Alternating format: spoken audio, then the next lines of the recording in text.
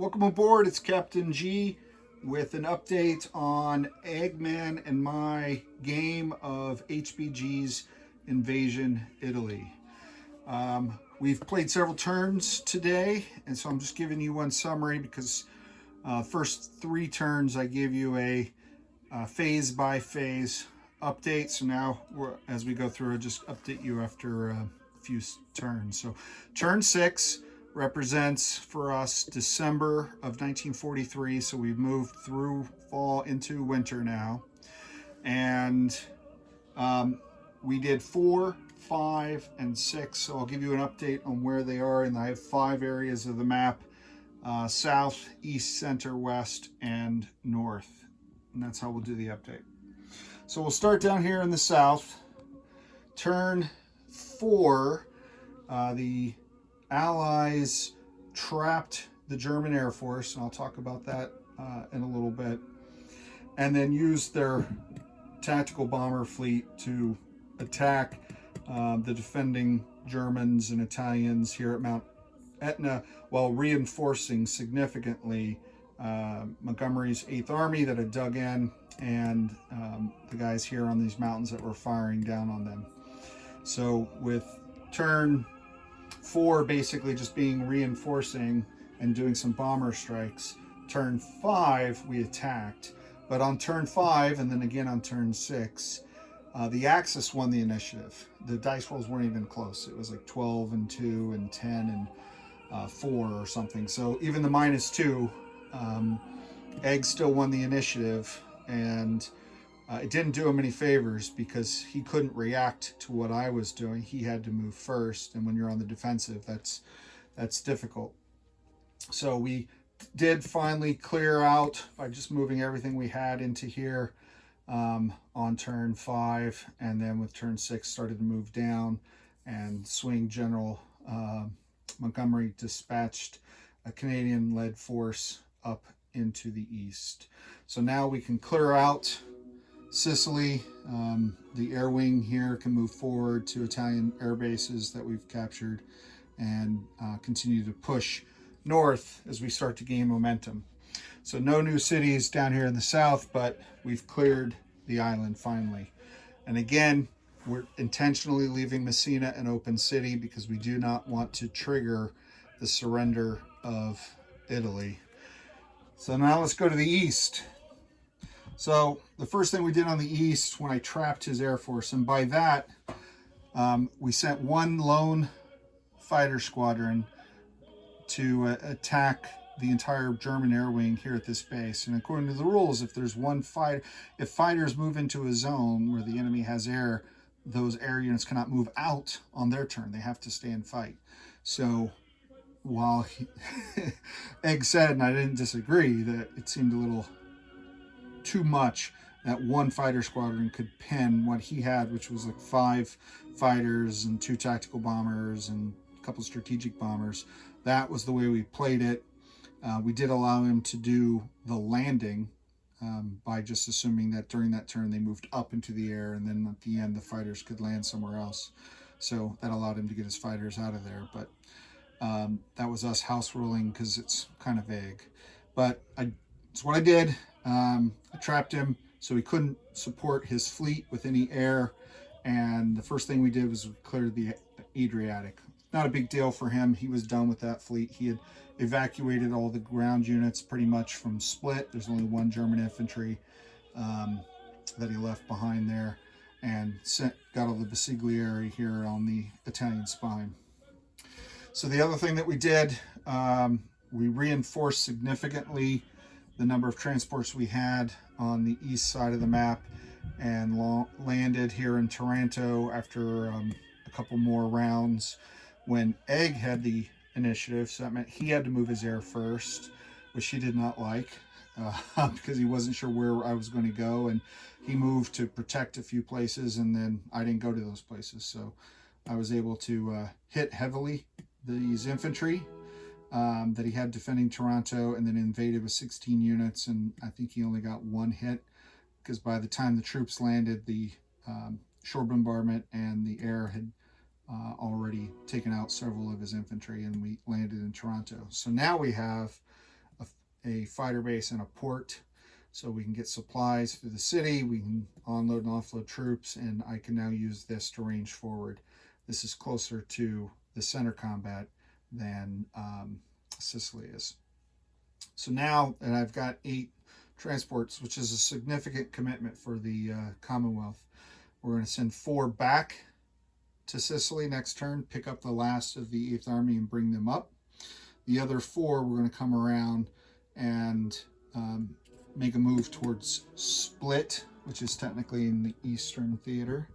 He only has the 1 German there, but as I mentioned, he has his entire air wing there, and he retreated back here because he didn't want to be trapped again. But I don't know if he's going to let me hit him, because if I can hit him with 4 transports of ground units and some supporting air, I'll do it, because after I hit this guy, I'm killing his air force. Surprisingly, the reinforcements in this game, I know I've taken some heavy casualties in the air early, but it's not like the Axis don't have an air force. He's preserved it quite well. He's kept it strong, kept it together for the most part. So he's got 2, 4, 7 fighter squadrons here with 2 tactical bombers. Plus he has these 2 here, and this turn has reinforcements 2 more in the north. So he's got 11 squadrons of fighters. That's quite a lot. that's a real lot. So General Simons, leading the Canadian invasion, took Toronto, and like I said, some of the units are going to come around. The rest, we're going to move into these mountains, use some mechs to pull the artillery, take the mountains in Salerno so I can fire down on General Graziani, who's the Italian commander responsible for holding the defensive line here, and help out General Clark. So that brings us to the center of the map. Point 3. So the center, General Clark's forces at Naples, similar to what happened in real life at Anzio, weren't really able to penetrate or go out anywhere. They stayed, they resupplied, they reinforced, and now they're stalled, and they're getting bombarded by the Italian artillery. There are combined German and Italian forces. There's, I think, was it 24 units here? 17 infantry and 7 artillery. So that's 7 artillery shots from the mountains down into the city every turn. I've been extremely lucky in taking light casualties, but that could be devastating if those hit in significant numbers. And because I'm not in the mountains down here, I can't shoot up. That's why taking Salerno is important. So what the Canadians can send over and what General Clark can spare out of the city up into this position will allow me to put some fire, put some pressure now in the center while I continue to bring up reinforcements from Sicily, doing the Shuck movement, Tunisia to Palermo, Palermo to Naples, or now that I've cleared this, I could probably go direct Tunisia to Palermo as long as I have enough to go back and have 2 different groups. So that's going on in the center. It's tough going here. The Italians are in a -2 zone. There's a -3 zone that he just emptied down into this. He's been building bunkers to defend from air attacks and artillery bombardment to protect some of his units. And this is a 3 and this is a 2. So these are tough zones to break through. And that's the way the Italian campaign really was. So I like that a lot.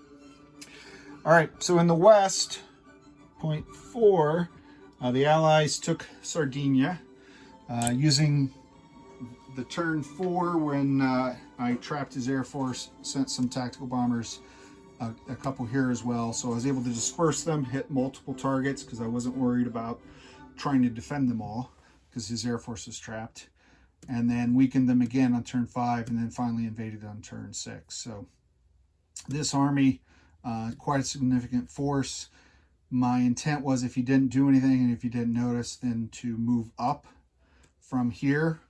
I tried to put as many of them as possible in this sea zone because 1, 2, 3, 4, they can get to Genoa or Genova. Genova. I'm not sure if that's the same town as Genoa. So Genova, 1, 2, 3, 4, and then I could take this town. But Egg, as soon as he saw me invade, knew that there was nothing else for me to do to Sardinia. I got the victory city. I wiped out all the German and Italian forces on the island. I'm not going to stay, and he can't take them back. So the next spot is either to reinforce Naples, which I might do, land at Anzio to threaten Rome, which I'm probably not going to do, or move up, which I was going to do. He started moving his German forces up here, again, because he had the initiative, so he had to guess. So he diverted this panzer army this way rather than down, and he pulled the guys out of the city so they could counterattack from the mountains. Fortunately for me, they don't have artillery, but this group does. And he's got, what has he got there? A panzer unit, 2 panzer grenadiers, 2 mechs, 4 artillery. So he's either going to move here and fire down on anyone that was in the city, or he's going to move into these 2 cities up here, Milan and Turin, and they're both in 3 mountains. So heavy mountains. They could fire down on anyone down here, mutually reinforcing areas of fire, and attacking to -3. So this is not going to be soft by any means. I may have to move quickly before he reinforces it further, but that's still TBD. I'm not sure what I'm going to do with my Western army. Part of me wants to reinforce General Clark in the center, but another part of me wants to attack in the north to divert the German forces. So that brings us to the last die. I'm trying to get it so you can see it, and I can't keep, I don't have to keep moving it around on you. I apologize for any motion sickness. So again, Munich is where the German reinforcements come in, and he's been nonstop with reinforcements. The Allies, there are turns where I get no reinforcements, or only the Americans do, not the Commonwealth. And then there are turns where both sides get very heavy reinforcements. The Germans have had a steady stream. I think just by comparison, my reinforcements have always outnumbered his, but I have to do the heavy lifting on attacking. So we'll see. So he's slowed down for a few turns, get through these mountains, but once he's in the open, he's moving very rapidly.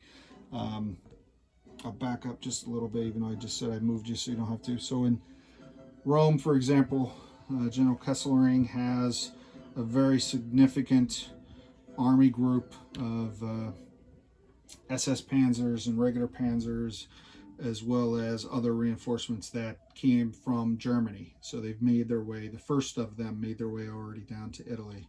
He's got Tiger tanks and other units moving down. In non-combat in this game, mechs and armor can move 3 in non-combat, not 2, which generally means 3 territories. But when you're moving into 2s and 3s mountains, those zones cost 2 movement points. But Tigers are always 2. So the heavy tanks cannot move 3. But they attack at a 9 and defend at an 8 on a 12-sided dice. So they're slow but deadly. I'm very happy that they're slow. Depending on who gets the initiative first, I really hope it's Germany one more time so I can sneak in and do this. I'm going to try to see if my tactical bomber can snipe one of these Tigers because he's by himself. If I can do that, that would be great. If I send my tactical here and I have the initiative, then that means he gets to respond and he can flood the zone with fighters and shoot me down before I even get to take a shot at the tanks. So that's the dynamic of the air game that I also very much enjoy in this game. It's a lot of fun. It's the same concept as Axis and Allies and Global War games, but some different rules that are really unique and fun. The other thing he started to do is slide to the left, moving forces through these mountain zones. He doesn't have any ground units here in Trieste, so I can't shore bombard them, but my intent with this artillery is to drive him away from the coasts, make him go the long way around the mountains. If he moves into a zone where I can get, this looks like a C zone, number 64, then I'll move into it and I can hopefully snipe off a few units as he moves down through, but we'll see. And that's the north. So a lot has changed from the map on our last update. The Allies have now captured, I think we're at 6 victory cities. 1, 2, 3, 4, 5, 6. We're at 6. We control 7, if you will, with Messina at any time we want to. We're just not doing it. And we're threatening Genova. We're threatening Split. And it's 6 turns. I have 6 cities, so I feel like I'm doing pretty well. Although in our debrief, Egg and I talked, and we feel that the first 6 turns, this has been the easy part. The next 6 are going to be really hard because now the stream of German reinforcements and heavy units are coming down. And that's, you know, as its own playing game, it's just exciting, scary, but exciting. So this has been a blast. I don't know, I hope that I've conveyed how much fun this game has been in these updates. We absolutely love this game. This is a lot of fun. I think that's it for now. We hit all the key points on the map that I wanted to talk to you about. I don't want to make this any longer than it already is. We'll probably not play again tomorrow because of Mother's Day for sure. So it's back into the grind of the week when both of us can get our schedules. So it might be a few more days, and I'll post an update when it makes sense. So it may not be turn 7, it may be turn 8, turn 9. We'll see where we are. For Eggman, I'm Captain G, over and out.